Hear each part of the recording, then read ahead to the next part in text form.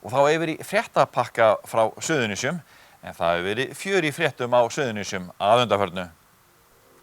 Laun á Suðurnesjum hafa að meðaltali hækkað 22% frá árinu 2010 og það mesta hækkunin á landsvísu. Næst kemur höfuðborgarsvæði með 17% hækkun og þar á eftir Austurland með 16%. Þetta kemur fram í nýlegri skýrslu greiningadeildar Íslandsbanka íbúðamarkaðinn. Frá árinu 2010 hafa laun á landsvísu hækkað 10 til 22%. Laun á Suðurnesjum hafa hækkað 29% umfram íbúðaverð og því talsvert auðveldara að kaupa íbúð á svæðinu nú en árið 2010 sé einungis horft til þróunar á launum og íbúðaverði. Guðbrandur Einarsson, formaður Verslunarmannafélags Suðurnesja, segir að gera megi ráð fyrir því að sú þensla sem nú ríkir á Suðurnesjum muni hafa áhrif til framtíðar og að samkeppni vinnuafl muni þrýsta launum upp, en hversu mikið verði tíminn að leiða í ljós. Frá launum yfir í nýbúa. Innflytjendur eru 16% íbúa á Suðurnesjum og það hæsta hlutfallið á landinu. Heildarfjöldi íbúa á Suðurnesjum 22.500 og eru innflytjendur 3.600 eða töluvert fleiri en allir íbúar Grindavíkur sem eru rúmlega 3.100. Næst hæst hlutfallið á Vestfjörðum þar sem 14,1% íbúa eru innflytjendur eða börn þeirra. Lægst hlutfallið á Norðurlandi vestra eða 5,1%. Í mikilli uppsveiflu á Suðurnesjum eru Pólverjar fjölmennir í hópi innflytjenda.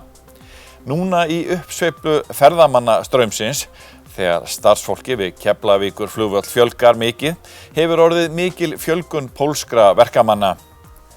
Pólverjar virðast alltaf reiðubúnir að koma og hlaupa undir bagga með okkur Íslendingum. Í uppsveiflu, segir Sveindís Valdimarsdóttir hjá miðstöð símenntunar á Suðurnesjum. Suðurnesjamönnum á Alþingi fækkað úr 7 í 4 eftir þingkosningarnar síðasta laugardag. Í dag eru þingmenn frá Suðurnesjum þau Ásmundur Friðriksson og Vilhjálmur Árnason frá Sjálfstæðisflokki, Silja Dögg Gunnarsdóttir frá Framsóknarflokki og Oddný G. Harðardóttir frá Samfylkingu. Páll Valur Björnsson náði ekki kjöri í nýafstöðnum kosningum, en Ragnheiður Elín Árnadóttir og Páll Jóhann Pálsson ákváðu að bjóða sig ekki fram á nýjan leik. Við höfum sagt frá miklum uppgangi ferðaþjónustunnar að undanförnu en víða þarf þó að bæta ýmsa þætti, meðal annars sjálfsagða hluti eins og að komast á snyrtingu.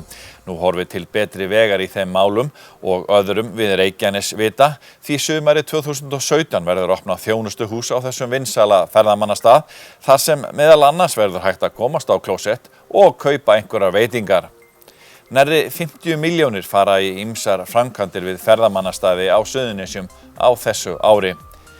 Ekki vitað með vissu fjölda ferðamanna sem sækir Suðurnesin heim. Bifreiðatalning verður við 7 staði frá október 2016. Talið var við Reykjanesvita og Garðskaga í júlí og ágúst í sumar og rúmlega 80.000 manns sóttu Garðskaga heim en tæplega 40.000 ferðamannasvæði við Reykjanesvita þessa 2 mánuði. Hægt að sjá margar myndir af aukningatölum í tengslum við aukinn fjölda ferðamanna til landsins. Sjúkraflutningar hjá brunavörnum Suðurnesja hafa til dæmis aukist og nú 10. hvert útkall í flugstöðuna á Keflavíkurflugvelli. Meirihluti íbúa á Suðurnesjum hefur jákvætt viðhorf til sveitarfélagsins og viðhorfið jákvæðast í Grindavík en síst í Reykjanesbæ. Þetta kemur fram í íbúakönnun sem gerð var á Suðurnesjum í september af SSVaf Ráðgjöf og Háskólanum á Akureyri. Könnunin sem samstarfsverkefni sveitarfélaga á Vesturlandi, Norðurlandi og Suðurnesjum var send til 1500 íbúa en alls tóku 1018 þátt sem 67,9% svarhlutfall. Gafu þáttakendur sveitarfélagunum einkunn á skalanum 1 til 7 þar sem 7 var að öllu leyti jákvætt, 6 mjög jákvætt og 5 frekar jákvætt. Meðaltal þáttakenda var 5,29 og má því telja viðhorf íbúa á Suðurnesjum sé nokkuð jákvætt á heildina litið. Íbúar í Grindavík gafu sveitarfélaginu 5,52, Sandgerðingar fengu 5,27, Garðmenn 5,38 og íbúar í Reykjanesbæ 5,03. Athygli vekur að viðhorf íbúa af erlendum uppruna jákvæðara til sveitarfélagsins en Íslendinga og þá viðhorf þáttakenda á aldrinum 35 til 44 ára og 65 ára og eldri jákvæðara en annara aldurshópa.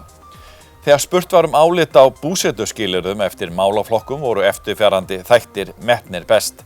Friðsæld, náttúra, umferð, öryggi, farsími og bókasöfn, þar sem friðsæld fékk hæstu einkunn. Af 10 verstu búsetuskilyrðum fékk málaflokkurinn launatekjur verstu einkunn, þar á eftir kom fjárhagsvandi og framfærsla, afþreying, háskóli, íbúðir og heilsugæsla.